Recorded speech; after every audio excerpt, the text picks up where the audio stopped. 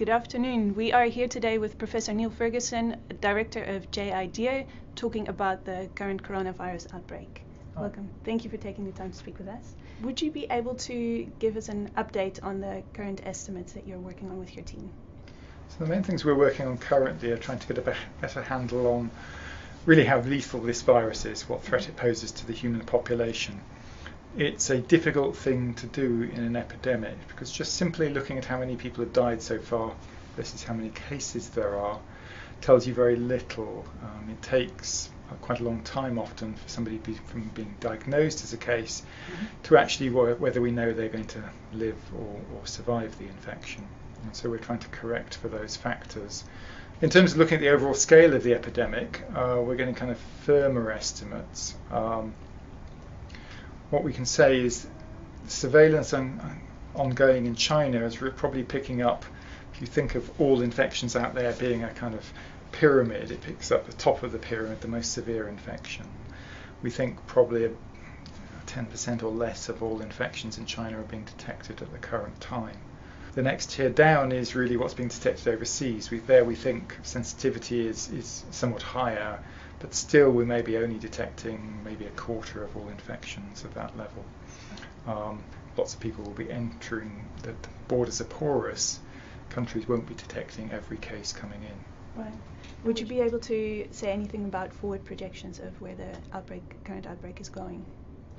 Well, in terms of where we think the current outbreak has got to in terms of scale, we estimate that maybe up to 50,000 new infections a day occurring in China, which is obviously much larger than the official case numbers. So it's going up all the time. So the forward projections depend really on the effectiveness of control measures. We think the epidemic is roughly doubling in size about every 5 days at the current time. It's hard to evaluate how effective controls are, but there's limited evidence of it slowing in China. Under that scenario, the epidemic would really follow a natural course, probably peak in its epicenter, Wuhan, in around a month's time. Some uncertainty around that, and then maybe a month or two later in the whole of China. The rest of the world will see epidemics at various times after that, depending on how well connected they have been in the past few weeks, how many travellers have come to them who are infected from China itself. As to the overall effectiveness of control measures, it's hard to evaluate. If there's a lot of community transmission going on, and we think there probably is, it would be very hard to control this epidemic in the same way as, for instance, we controlled the SARS epidemic some 15, 20 years ago. Would you be able to explain how the mathematical modeling that your team is doing can inform policy and government response? Yeah, so statistical and mathematical analysis of epidemic data has quite a long history, and it's really become quite established within the policy making framework used, particularly in the UK, but further afield. And that's because often what we have is very noisy and limited data early in an outbreak, and we want to be able to get the most information from that possible. So advanced kind of statistical modelling and then later kind of mechanistic transmission modelling can be useful in doing that. So simple questions we try to answer is, how transmissible is a new pathogen? How long has it been circulating? How much cases are always underestimated in every epidemic? Surveillance is never 100% perfect, so how large is the real epidemic?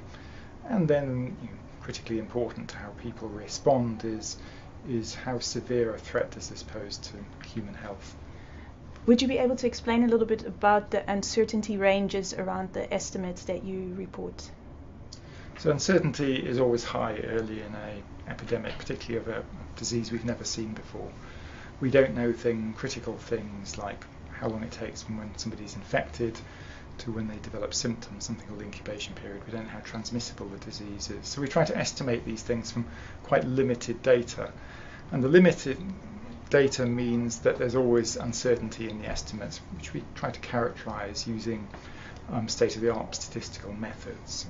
So often we will quote something like, we think every case generates 2.6 other cases on average, something called the reproduction number, but there'll be a range around that. It might vary from anywhere between 2.1 up to 3.3 or something, and that captures how much we know about that information, that particular parameter of interest. And then with that uncertainty range, how useful is that to inform policies and governments? So generally policymakers would like everything to be certain, so handling uncertainty is a challenge.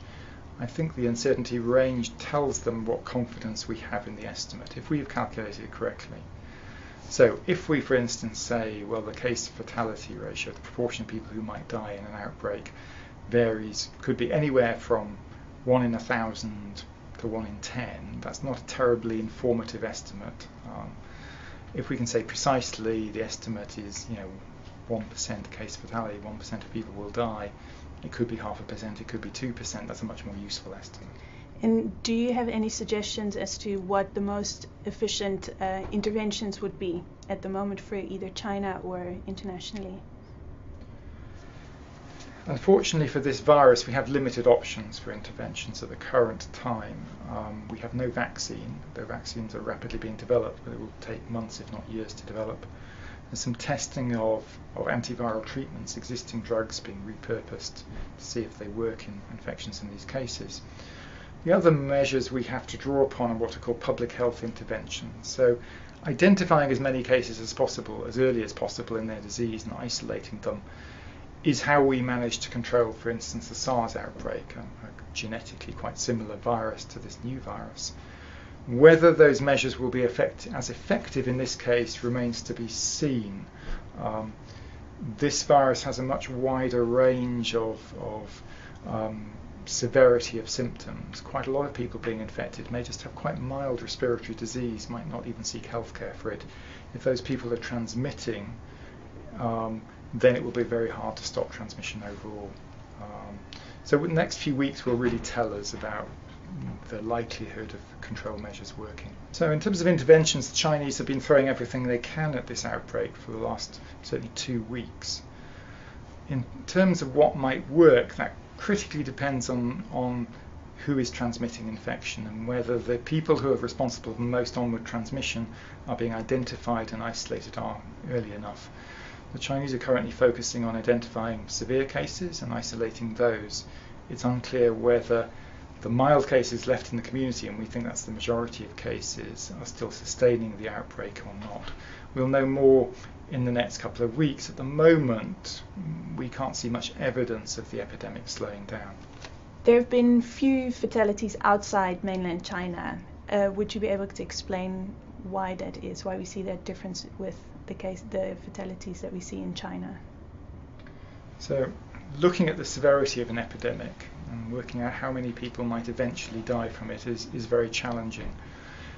There are delays, quite often long delays, from when somebody is diagnosed with an infection and maybe reported in the media, for instance in Thailand or Japan or Hong Kong, and when we finally know what the outcome of that case is, severe cases will be in intensive care maybe for weeks.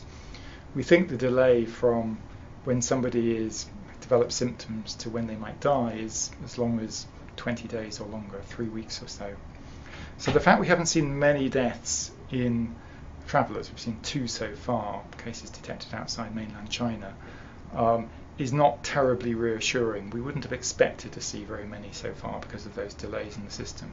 What we're trying to do now is account for those delays and do an accurate estimate of how lethal we think this virus is. How worried are you about this current outbreak? I mean, the outbreak is clearly of concern. It's probably the most major, we call it emerging infectious disease event the world has seen at least since the pandemic of influenza in 2009 and maybe since the SARS outbreak in 2003. So we don't fully know enough to be able to estimate the full scale of disease burden, we call it, which will affect the human population, how many people will die. But it's something that certainly governments need to prepare for urgently in terms of ramping up health system preparedness and in particular undertaking rapid research to try to develop treatments which can reduce potentially fatality in severe cases of disease. How is the work that you do funded? So the funding for the work we do here comes from a number of sources. We are very fortunate to have generous institute funding from Community Jameel to fund our work, not just on responding to outbreaks, but much broader work on how the world responds to other forms of health crises due to climate change and the like. We then receive a lot of research funding from individual research funders, and so within JIDEA we have the MRC Centre for Global Infectious Disease Analysis, which has generous funding from the UK Medical Research Council. We receive a lot of funding from other funders as well. Thank you for taking the time to speak to us today. It's a pleasure.